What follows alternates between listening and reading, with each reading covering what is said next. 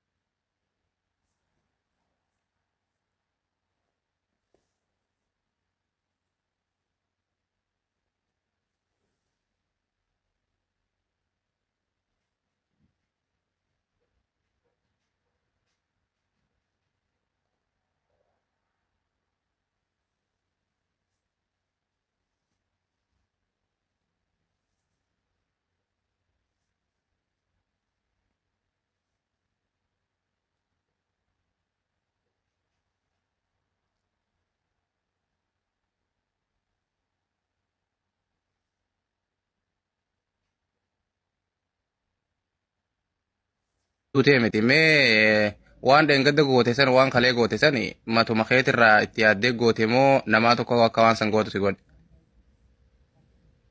Yani wallahi billahi hedduu shaadannaynaa jaaniitiin ayaamanii kootu iraata si gaabbasnaan naan jaanii okay kaza deemee bakka iraataa deemnee hoteela deemnee iraata nyaannee sammuu irra dhugaatii keessa waan naana kan hin beeku hangizee mana galu bishuu qophaan kan hangizee mana galu samboodarra laayivii seenii minaamin Angaatu labuu dogongoroota gurguddaa dalagaa jirti. Zamana kana wayita fooloon isii 80,000 70,000 nagaa qabdi. Erga fooloon isii 200 bira ol tare waan dalaydu hunda wallaaltee jirti. Waan hamaa dalagaa jirti.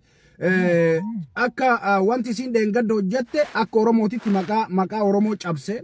Akka mootuyyuu simbirroon golloo qabdi keessa gollichoo qabdiititti yoo deebine ummanni Harargee ummanni Baha Biiftuu matatu isin cabe. Maaliif Harargee ani bifa kanaan hin beeku. Harargee dhuydee sakkartee kararratti fincooytu kararratti albaatu kararratti akka feete taatu raftu hin agarreen. Kutaa biraa keessa ni jira beekamaadha kun wal beena waan ta'eef yeroo jalqabaatiif nama Harargee ka bifa kanaan baalagu arge. Kanaaf amma rakkoon jiru maal ni beektanii rakkoon jiru hoolayyii isii fooloo gootee isii jala deemtee isii arrabsituudha. Hangaatuun nagaa qabdi fayyaa guutuu qabdi. Namoonni rakkootti isii oofaa jiran namoota isii jala deemanii kuunin bareedda jedhaanii kuunin fokkattadhaanii kuun si ajjeefnadhaanii kuun ati baalageedhadhaanii mucayyoo miiran taane keessa seensisanii hamileen jirre itti kennitanii akka isiin uf tuulummaan addaatti dhagamu gootanii waan hin taane keessa of galchaarti. Kun salphaadha ofirra saggattee salphina mataa isiiti. Salphina kutaa ofii salphifte ganaa yakka biraa keessa galti mucattiin tun yoo bifa kanaan itti kafuutu taate yoo hoolayyiin isii hordoftanii waan hin taane jalatti barreessitan irraa dhaabachuu baattan ganaa akka Joon Daani'el sanitti xayyaara kortee xayyaara keessaan bu'u jechuu deemti yakka guddaa hojjechuudhaaf deemti. Kanaaf akka Oromootitti wanni nuti gochuu qabnu mucattii tana tasgabbeessuudha. Mucattii tana tasgabbeessuu akka isiin naamusaan deemtu gochuu dirqama kenna. Akka yakkaatitti yakka hojjetaa jirti. Waan ilma namaa irraan eeggamne keessattuu ilmoo musliimaa irraan eeggamne hojjetaa jirti. Bira dabartee nama biraallee yakka keessa galchaa jirti. Yakki isiin nama biraa keessa galchaa jirtu namatu fuudhee na obaasee dhugaatii kee keessa qoricha naa buuse waan ittiin na sakkarsiisu naa buuse jechuun yakka oliiti. Namni suni hin sobdi malee yoo dhugamatti namni akkas ka isii godhu taate lubbuu isii nama baasee jechaan namni sun yakkamaadha. Nama lubbuu namaatiin gaafatamuu qabu. Wanni isii nama tooftaa kana gootuuf lakki. Namanna obaase malee ofiin dhuyne jechuu barbaaddeeti. Alaa kulli haal wanni ta'ee jira Oromootiyya warri jala deemtanii arrabsitanii mucayyootan miira addaa keessa gootan irraa dhaabbadhaa bakka. Irraa dhaabbadhaa please. Arrabni nama qajeelchee hin jiru. Takkaa ilmi namaa arrabsamee itti badaa deema malee namni arrabsamee sirraa'ee takkollee hin jiru. Kanaaf jalaafa mucayyoon tun lafaa dhuftuudha. Kanaaf fiichara hedduu qabdi.